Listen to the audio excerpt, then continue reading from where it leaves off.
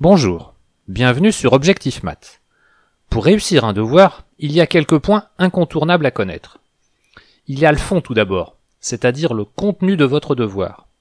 On attend de vous que vous connaissiez votre cours, c'est-à-dire que vous puissiez citer et utiliser les théorèmes et définitions qui sont utiles à la résolution des questions posées. Que vous apportiez des idées, plus ou moins personnelles, qui sont souvent inspirées du cours, d'exercices ou même de suggestions implicites ou explicites de l'énoncé. On attend également que vous soyez capable de mener vos calculs clairement et sans faille. Il en va de même des raisonnements. Plus vous montrez en niveau, et plus il sera tenu compte de la rigueur avec laquelle vous rédigez. Tous ces points sont bien sûr importants. Mais beaucoup trop de personnes négligent la forme, c'est-à-dire l'aspect visuel de la copie. Dans cette vidéo, je vais vous présenter les différents éléments de présentation à prendre en compte pour améliorer sensiblement votre devoir. À contenu égal, une copie soignée obtiendra une meilleure note ou appréciation. Pensez-y. Mais il n'y a pas que le correcteur qui appréciera que votre copie soit soignée. Vous aussi pourrez en tirer profit. Il y a 5 points importants à respecter. Le soin, la lisibilité, l'espacement, la présentation et l'organisation. On commence avec le soin. Et quel est l'intérêt d'avoir une copie soignée? Tout d'abord, le soin apporté à un devoir traduit souvent un état d'esprit. On a tendance à penser que quelqu'un qui rend un devoir soigné est quelqu'un de sérieux et de rigoureux. Il sera considéré plus fiable que quelqu'un qui rend un travail sale. Il faut aussi tenir compte de l'humeur du correcteur. Lors d'un examen ou d'un concours, un correcteur a souvent plusieurs centaines de devoirs à corriger en quelques semaines. Une copie non soignée risque de lui faire perdre du temps, ce qui le rendra de mauvaise humeur. Même sans cela, s'il n'arrive pas à s'y retrouver, il ne mettra tout simplement pas de point à la question. Enfin, lorsque le contrôle continu n'est pas pris en compte, les notes ne sont pas très importantes en cours d'année, quand on prépare un concours en examen. Ce qui est important, c'est de pouvoir s'améliorer. Si votre copie est sale, vous ne la regarderez même pas quand on vous la rendra. Votre travail et celui du correcteur auront été totalement inutiles. Les erreurs sont inévitables, et donc les ratures aussi. Quand vous faites une erreur, vous pouvez rayer proprement ce que vous avez écrit, et surtout ne pas faire de gribouillis dignes d'un enfant de 3 ans. À titre personnel, je ne supporte pas les espèces de pâté blanc. D'abord, je ne trouve pas que ce soit très propre, et en plus, il n'est pas si rare que l'on supprime quelque chose de correct par quelque chose de faux. Laissez donc au correcteur la possibilité de voir que tout espoir n'est pas perdu pour vous. De plus, s'il est gentil, il vous accordera peut-être un petit point quand même. Quelques ratures propres seront tolérées sans aucun problème. Par contre, ne rendez jamais un devoir avec des feuilles trop raturées. Dans ce cas, il vaut mieux la supprimer et en refaire une autre toute propre. Surtout si c'est un début de devoir. La première impression que vous donnez au correcteur peut être non négligeable dans sa façon de juger votre travail. Il y a des moyens simples pour éviter les erreurs. D'abord, il faut utiliser un brouillon. Il ne s'agit pas de tout écrire au brouillon pour finalement tout recopier sur sa copie. Ce serait contre-productif. Vous commencez au brouillon, et quand vous sentez que vous tenez votre solution, vous pouvez passer au propre. Pour réduire les erreurs, il faut faire attention à ce que l'on fait. De nombreuses erreurs sont dues à un manque de concentration. Rester concentré 2 ou 3 heures est fatigant, mais avec un peu d'entraînement, ce n'est pas si difficile. Un bon entraînement consistera à faire votre travail personnel en étant déconnecté. Éteignez votre portable, coupez Internet. 2 heures tous les soirs, si, vous survivrez. Évitez aussi la musique, et si vous ne pouvez pas vous en empêcher, en fond sonore mais vraiment léger, et sans parole pour ne pas vous distraire. Et si vous passiez à la musique classique? Enfin, l'orthographe est aussi importante. Si vous faites trop de fautes, votre correcteur ne vous prendra pas pour quelqu'un de sérieux. Et si c'est un maniaque, il risque de craquer et de se défouler sur vous. Il y a des mots tellement fréquents que vous devez savoir les écrire sans faute sous peine de passer pour un guignol. Par exemple, vous ne devez pas confondre les mots hypothèse et hypoténuse, ou bien une récurrence avec une occurrence, même si ce dernier terme est un peu plus rare. Les mathématiciens utilisent des raisonnements logiques, alors que les raisonnements sont le plus souvent réservés aux cloches. Une faute fréquente aussi est sur le mot terme, sans H. Avec un H, ça existe aussi, mais vous auriez l'air ridicule de l'utiliser sur une copie de maths. Le mot finalement s'écrit avec un seul L, contrairement à l'habitant de l'Allemagne, qui lui en prend deux. Le mot intervalle, bien que masculin, s'écrit 2LE, et au pluriel on dit bien des intervalles, et pas des intervaux. Honte garantie. Le verbe résoudre pose aussi des difficultés. Je résous S, il résout T. Il s'agit d'un verbe en zoudre, à ne pas confondre avec les verbes en oudre. Je couds DS, il coud D. Le verbe conclure lui aussi pose souvent des problèmes. Il est souvent conjugué comme le verbe imaginaire concluer, sûrement à cause de la deuxième personne du pluriel du présent. Je termine mon énumération avec le mot coefficient, souvent maltraité lui aussi. Et il y en a bien d'autres. Notez-les et vérifiez leur orthographe dans un dictionnaire. Nous passons à la lisibilité. Bien sûr, cela comprend la qualité de l'écriture. Il est essentiel de bien former vos lettres et vos chiffres. Certains étudiants arrivent à faire plusieurs caractères exactement de la même façon. Il suffit que ces lettres interviennent en même temps pour qu'il devienne impossible de s'y retrouver. Les élèves et étudiants, pour berner leurs profs, utilisent souvent une astuce pour cacher une erreur de calcul. Elle consiste à écrire volontairement mal, à l'endroit qui pose problème, et subitement, 2 lignes plus loin, hop, le calcul se termine de façon parfaitement correcte. Plus vous montrez en niveau, moins ça marchera. Ne vous en faites pas, le correcteur, il la connaît la feinte. Mais il n'y a pas que la forme des caractères qui compte, il y a aussi leur taille.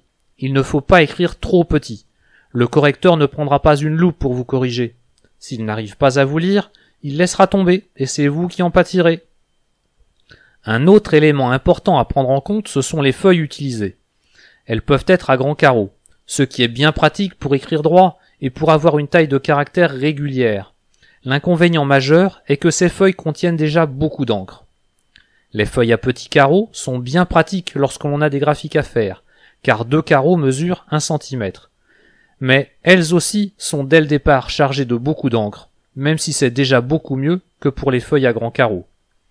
Il y a pourtant bien mieux, les feuilles blanches. La surcharge d'encre disparaît, et la lecture du texte que vous écrivez est rendue bien plus facile. Par contre, il est en effet plus difficile d'écrire droit, mais avec un peu d'entraînement, on s'y fait vite. L'encre a aussi son importance, et je vais vous le montrer avec plusieurs cas de figure. L'encre bleue sur une feuille à grands carreaux devient à la longue vraiment pénible. La fatigue oculaire augmente d'autant plus vite que l'œil est obligé de compenser le manque de contraste entre la couleur des lignes et la couleur du texte. L'encre des lignes sur une feuille à petits carreaux est un peu moins prononcée, c'est donc déjà mieux, mais on est très loin du confort optimal. L'encre noire sur une feuille à grands carreaux est déjà nettement plus lisible, tout simplement parce que le contraste entre les lignes et le texte est plus important. Et vous l'avez compris, l'encre noire sur des feuilles à petits carreaux, c'est encore bien mieux. Mais si vous avez été attentif, le summum du bien-être, c'est d'utiliser de l'encre noire sur une page blanche. L'encre noire devrait être obligatoire dès le début de la scolarité. Il en va de même des feuilles blanches une fois passé le stade de l'apprentissage de l'écriture. Vous pensez qu'on ne peut pas faire mieux ? Eh bien si, l'intensité de l'encre a aussi son importance. Pour le texte, vous devriez utiliser ou bien un stylo plume, ou bien un feutre fin, car l'encre est normalement plus vive qu'avec un stylo à billes. Mais bien sûr, avec de l'encre noire. Un stylo à billes à encre rouge sera idéal pour souligner ou pour encadrer. Un autre point très important est la densité de votre écriture. N'hésitez pas à aérer votre copie en laissant des espaces. En ne chargeant pas vos pages, vous en facilitez la lecture. Au contraire, une page trop dense provoque un sentiment d'étouffement et ne donne pas envie de la lire. Le fait de laisser des espaces permettra également au correcteur de mettre des commentaires sur votre copie à l'endroit qui aura le plus de sens. Enfin, laissant de la place libre, vous pourrez toujours compléter une réponse en cas d'oubli ou bien faire une correction en cas d'erreur sans avoir à tasser ou à écrire tellement petit que personne n'arrivera à vous relire. Pour commencer, il faut faire des marges, et ce de chaque côté de la page. Je préconise une marge à gauche de 5 cm qu'il faut obligatoirement tracer. Pensez aussi à laisser en haut et en bas une marge d'environ 1,5 cm, sans pour autant avoir besoin de la tracer. À droite, une marge de 1 cm est suffisante, inutile de la tracer. fixez-vous comme règle de ne rien écrire dans les marges. Une petite entorse de temps en temps ne sera pas gênante, comme je le disais tout à l'heure, pour faire une correction ou un complément de réponse. On a souvent tendance, quand on arrive en bas de la page, à tasser et à écrire de plus en plus petit, et finalement, à défaut de place, on finit quand même par tourner la page. Pourquoi ne pas tourner la page plus tôt? Pour économiser du papier. Non mais combien de lignes allez-vous laisser inutilisées à la fin de votre copie? Autant rendre votre devoir agréable à lire. L'interligne est aussi important. Plus vos lignes seront serrées, plus dense sera votre copie et plus sa lecture en sera pénible. Dans l'exemple présenté ici, la lecture n'est déjà pas très agréable, mais si ça doit être comme ça le long du devoir sur 8, 10 ou 12 pages, mais ça devient infernal. Il vaut mieux laisser un interligne suffisant. Ici, vous avez exactement le même texte. Comparez les deux, sans chercher à le lire, juste en regardant. Pour moi, il n'y a pas photo. Si je dois en lire un, ce sera le plus espacé. Maintenant que l'on a vu que l'espacement entre les lignes a son importance, il faut aussi penser à l'indentation. Indenter une ligne, c'est laisser de la place au début de cette ligne pour la mettre plus ou moins en évidence. Dans ce texte non indenté, de seulement 7 lignes, on ne voit pas les différentes étapes de la démonstration. Imaginez quand vous ferez des démonstrations de plusieurs pages. Comparez avec le même texte indenté correctement. Les premières lignes posent le problème à résoudre, les lignes décalées le résolvent, et la ligne finale donne la conclusion. Pour les mêmes raisons que précédemment, l'espace entre les questions a aussi son importance. 3, 4 cm ou plus suivant la longueur de la question. Cet espace, vous pourrez aussi l'utiliser pour les notes que vous aurez à prendre lors de la correction de votre devoir. Votre travail de révision sera facilité si vous avez sur la même feuille votre travail personnel et la version du professeur. Vous pourrez plus facilement comparer et donc mieux progresser. Enfin, pensez aussi à laisser de la place pour une question que vous ne traitez pas, au cas où vous voudriez y revenir plus tard. Voyons maintenant les problèmes liés à la présentation du texte. La position des caractères les uns vis-à-vis des autres modifie souvent le sens du texte. Dans les disciplines littéraires, ces variations ne jouent qu'à l'horizontale. Un mauvais ordre de mots ou de caractères, une césure mal faite peuvent rendre un texte difficile à lire. En sciences, le texte écrit correspond souvent à des formules qui se lisent en 2 dimensions, sur la longueur et sur la largeur, ce qui augmente encore la difficulté. Dans certains cas, votre lecteur pourra deviner le sens de ce que vous vouliez écrire, mais ce ne sera pas toujours possible. Il peut même arriver qu'il voie une signification à laquelle vous n'aviez pas pensé, et qu'il passe à côté de la vôtre. Il risque donc de ne pas comprendre ce que vous vouliez dire. Cela trahira chez vous de toute façon une mauvaise compréhension du concept manipulé. Nous allons en voir quelques petits exemples. Commençons avec les exposants. Que pensez-vous de ces 2 expressions? La première se lit f puissance n, la seconde fn, qui veut souvent dire f fois n. Si n est un entier naturel, fn, c'est-à-dire f fois n, est égal à f, etc., en écrivant n fois la lettre f. F puissance n, au contraire, est égal à f multiplié par f, etc., multiplié par f, en écrivant n fois la lettre f. Les valeurs de f puissance n et de fn sont donc complètement différentes. L'exposant doit être écrit en haut à droite du terme auquel il se rapporte, et doit être écrit plus petit que ce terme. Regardez bien dans l'écriture de f puissance n. N est écrit dans une police plus petite que f. Que penser alors de l'écriture fn avec un n plus petit que f, ou avec quelque chose qui ressemble à f puissance n avec un n écrit trop grand, ou pire encore, avec n écrit dans une position intermédiaire? Doit-on lire f fois n, f puissance n? Il n'y a aucun moyen au correcteur de le savoir. Il sera libre de faire semblant de comprendre, ou pas. Un dernier exemple avec une suite U. Le terme général d'indice n se note U indice n. L'indice doit être écrit en bas à droite du terme auquel il se rapporte et écrit plus petit que lui. Les 2 prochaines expressions ont un sens, mais qui est différent. Mais je ne sais pas du tout quel sens donner à la troisième. Est-ce U indice n avec un petit n trop haut, ou bien U exposant n avec n trop bas, ou encore U fois n avec n trop petit? Voyons maintenant comment présenter une réponse. Mais au fait, c'est quoi une réponse? Quand vous avez à traiter une question, vous devez sur votre copie indiquer de façon précise le numéro de la question traitée. Faire une phrase d'annonce reprenant ce qui est demandé dans l'énoncé, mais sans le recopier bêtement. Donner votre solution proprement dite, et enfin faire une phrase de conclusion qu'il faudra absolument encadrer. Il est très important d'indiquer de façon précise le numéro de la question que vous traitez. Déjà, pour que le correcteur sache où vous en êtes, mais aussi pour vous-même. Il arrive fréquemment qu'un énoncé vous indique d'utiliser le résultat d'une autre question. Vous la retrouverez bien plus rapidement en ayant pris soin de mettre la numérotation précise. La numérotation des questions se fait parfois comme présenté ici. Des questions divisées en plusieurs sous-questions. Pour que tout le monde s'y retrouve, vous devez indiquer évidemment au début l'exercice traité et la numérotation complète de chaque question. Vous noterez par exemple 2B et non pas seulement B. Mais vous allez me dire, dans l'énoncé il y a juste un B indiqué et pas 2B. Alors pourquoi moi je devrais? Tout simplement parce que l'énoncé tient sur une page et que l'on en a une vue d'ensemble, alors que vos réponses s'étendront parfois sur plusieurs pages, et en voyant la question notée B, on ne saura pas d'un simple coup d'œil si c'est la question 1B, 2B ou 3B dont il s'agit. Donc rappelez-vous, on indique la numérotation complète. L'annonce maintenant. Il s'agit de faire une phrase expliquant ce que vous allez faire. Vous allez me dire, mais puisque j'ai indiqué clairement le numéro de question, à quoi ça sert? Le correcteur, il sait bien où j'en suis.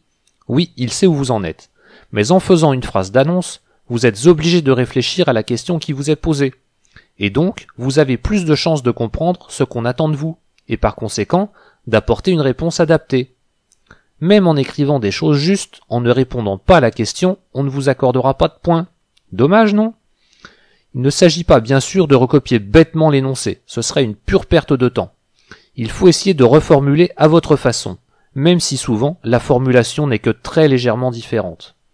Si on vous dit « montrer que la fonction est croissante », vous écrirez par exemple « montrons que la fonction est croissante ». C'est peu de choses, mais ça donnera à votre copie un aspect plus personnel et plus dynamique. Un texte mathématique doit être structuré. Pour mettre cette structure en évidence, indentez votre texte pour mettre les différentes parties en évidence. Sans même lire votre texte, on doit pouvoir repérer visuellement où commence et où se termine l'annonce, la solution et la conclusion. La solution elle-même est souvent composée de plusieurs parties.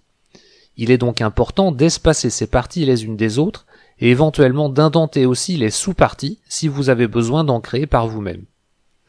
La structure visuelle de votre document doit correspondre à la structure logique de votre solution. La conclusion est un élément essentiel de votre rédaction. Vous devez l'encadrer et pour la mettre encore plus en évidence en choisissant une autre couleur que l'encre noire que vous utilisiez déjà pour le texte. En rouge, c'est l'idéal. Une conclusion encadrée a deux rôles principaux. Pour vous tout d'abord, vous pouvez retrouver rapidement un résultat d'une question précédente. Mais pour cela, il faut prendre le temps d'encadrer vos conclusions au fur et à mesure que vous rédigez. Ce n'est pas très judicieux de tout encadrer en fin d'épreuve, juste pour faire plaisir au correcteur. Mais il est vrai que vous encadrez aussi pour le correcteur. Vous lui communiquez ainsi clairement ce que vous avez fait. Il est possible, par exemple, que vous n'ayez traité qu'une partie de la question. En le lui indiquant clairement, il saura que vous en êtes conscient et que vous n'avez pas commis, par exemple, d'erreur de logique. Et vous pourrez obtenir les points accordés à la portion que vous avez correctement traitée. Par contre, si vous n'encadrez pas vos conclusions, non seulement vous perdrez le bénéfice de ce que je viens de dire, mais en plus vous prenez le risque que le correcteur pense que vous avez abandonné la question en cours de route, et il ne vous lira même pas, surtout si vous lui avez déjà fait le coup dans les questions précédentes. Un dernier point à aborder dans cette partie, les variables utilisées. Il est essentiel de les définir avant de les utiliser, pour que l'on comprenne de quoi vous parlez. Par exemple, vous écrirez soit la suite U définie par récurrence par U indice 0 égale 1 et pour tout entier naturel n, U indice n plus 1 est égal à 3 U indice n plus 2, calculons le terme général de la suite U. Et non pas seulement, calculons le terme général de la suite U. Vous pourriez vous dire, pour être tranquille, je vais tout définir au début, comme ça le prof sera content. Eh bien non, c'est pas une bonne idée. Il faut le faire au fur et à mesure des besoins. En définissant vos variables juste avant de les utiliser, vous évitez d'avoir à manipuler vos feuilles pour retrouver la signification des variables. Si vous venez de les écrire, il y a des chances pour que vous vous en souveniez. Et puis, à quoi bon définir des variables si vous ne les utilisez jamais? ce ne serait qu'une perte de temps. Pensez également à respecter les notations de l'énoncé. Il est possible que pour traiter une question, vous ayez besoin de définir provisoirement une fonction, disons que vous l'appelez f. Si jamais l'énoncé définit à son tour une fonction f à la question suivante, on ne saura plus de quelle fonction f vous parlez, la vôtre ou celle de l'énoncé. La lecture de l'énoncé avant de commencer la rédaction permet d'éviter ce genre de problème. D'ailleurs, il arrive souvent que l'énoncé contienne 2 ou 3 questions plus loin la réponse à la question sur laquelle vous travaillez. La lecture préalable de l'énoncé pourra donc vous aider aussi pour répondre aux questions. Le dernier point concernant la présentation des copies concerne ce que l'on appelle en typographie les veuves et les orphelines. Une ligne veuve est la dernière ligne d'un paragraphe apparaissant isolée en haut d'une page, et une orpheline est la première ligne d'un paragraphe apparaissant isolée en bas d'une page. Oui, j'ai fait un copier-coller à partir de Wikipédia. Dans les 2 cas, ce n'est pas très élégant et il faut les éviter. C'est la même chose sur une copie. On n'écrit jamais une annonce en fin de page pour mettre la réponse sur la page suivante. Ne serait-ce que pour avoir sous le nez les variables que l'on vient de définir et de ne pas avoir à revenir en arrière tout le temps pour les voir, ou pour vérifier ce que l'on a à faire. Ces orphelines sont très faciles à éviter. Si vous êtes rendu à proximité du bas de page et que vous deviez commencer une question, même s'il reste 4 ou 5 cm, eh bien tournez la page et commencez la question au début de la page suivante. Concernant les conclusions, il faut absolument éviter de les mettre seules en début de page. Il sera plus facile pour vous et pour le correcteur de s'y retrouver si la solution et la conclusion sont visibles simultanément. Ce n'est pas toujours possible, mais on doit au moins mettre une partie de la solution sur la même page que la conclusion. Il faut pour cela anticiper un petit peu. Quand vous arrivez en fin de page, posez-vous la question de savoir si vous êtes en train de terminer votre question. Et au lieu de tasser votre texte en fin de page, eh bien, encore une fois, tournez la page. Voici enfin un schéma récapitulatif pour visualiser tous ces éléments de présentation. On va passer à l'organisation de la copie. La première chose, l'ordre des exercices. Dans un devoir, les exercices sont souvent indépendants les uns des autres. Vous pouvez en général les chercher dans l'ordre que vous voulez, suivant ce qui vous inspire. Mais vous devez les présenter dans l'ordre de l'énoncé. En commençant chaque exercice sur une page neuve, vous n'aurez aucun problème pour les mettre dans le bon ordre. En ce qui concerne les questions, vous devrez aussi les présenter dans l'ordre. S'il y a une question que vous n'arrivez pas à faire, laissez de la place sur votre copie, au cas où vous voudriez y revenir ensuite. Faites quand même attention à la cohérence de vos réponses. Les questions dans un exercice dépendent souvent les unes des autres. Si vous admettez la question 3 et que vous traitez la question 4, et qu'ensuite vous démontrez la question 3 en vous servant de la question 4, on considérera que vous n'avez rien fait. Il vous faudra aussi numéroter vos feuilles pour pouvoir les classer dans le bon ordre. Certains préfèrent numéroter les pages, ce n'est qu'une question de goût. Moi, je préfère qu'on numérote les feuilles. Mais pas n'importe comment. En admettant que vous rendiez 3 feuilles, la première devra être marquée 1 sur 3, la deuxième 2 sur 3 et la dernière 3 sur 3. Vous l'avez compris, le premier numéro indique le numéro de chaque feuille et le second indique le nombre total de feuilles rendues. Et comme le suggère le schéma, il s'agit de feuilles au format A3. Faites bien attention à numéroter vos feuilles dans le bon ordre. Les dernières minutes de l'épreuve doivent vous permettre de vous relire et de vérifier en particulier l'ordre de vos feuilles. Dans le cas contraire, vous risqueriez de mélanger les questions d'un exercice avec les questions d'un autre, et le correcteur ne pouvant s'y retrouver, vous sanctionnera forcément. Maintenant que vous avez numéroté vos feuilles, il s'agit de les ranger correctement. Vous n'avez pas rempli vos feuilles comme un cahier. Il ne faut donc pas les insérer les unes dans les autres comme un cahier. L'ordre de lecture n'étant pas respecté, cela obligera le correcteur à perdre du temps pour les remettre en ordre. Et toute perte de temps du correcteur le mettra de mauvaise humeur, et au final, vous seul en ferez les frais. Au contraire, il faut placer les différentes feuilles les unes derrière les autres dans l'ordre de la lecture. Seule la feuille 1 viendra englober toutes les autres, et sera donc la seule à être manipulée. Nous allons terminer cette vidéo avec les abréviations. Lorsque vous préparez un examen ou un concours, vous êtes susceptible de passer des épreuves écrites ou et orales. Les deux types d'épreuves sont différents. À l'oral, utiliser les abréviations est recommandé. Vous devez faire preuve d'un minimum d'aisance, et être rapide y contribuera. C'est peut-être bête de le dire, mais à l'oral, ce qui compte c'est la communication orale. Ce que vous serez amené à écrire est juste un support pour mener à bien votre exposé. Et si une abréviation n'est pas claire, vous pourrez toujours vous expliquer. Lors de la prise de notes, en cours par exemple, vous devez utiliser des abréviations. Plus vous serez rapide et plus vous pourrez vous concentrer sur les explications qui vous sont données. Vous aurez la possibilité d'améliorer vos notes lors de votre travail personnel. Par contre, en devoir, il ne faut pas utiliser d'abréviation. Il s'agit d'une communication écrite. Une fois rendu votre devoir, vous n'aurez plus la possibilité de faire des modifications, de vous expliquer. Les symboles logiques ont un rôle très important dans les raisonnements en mathématiques, et il s'agit de les utiliser correctement. Malheureusement, quand ils sont utilisés comme abréviation, ils perdent souvent une partie de leur signification. Par exemple, il est tentant de remplacer le mot « donc » par la flèche d'implication. Mais ils n'ont pas la même signification. Nous en verrons la différence en cours de logique. D'ailleurs, quitte à utiliser une abréviation, autant écrire « DC », ça ira plus vite.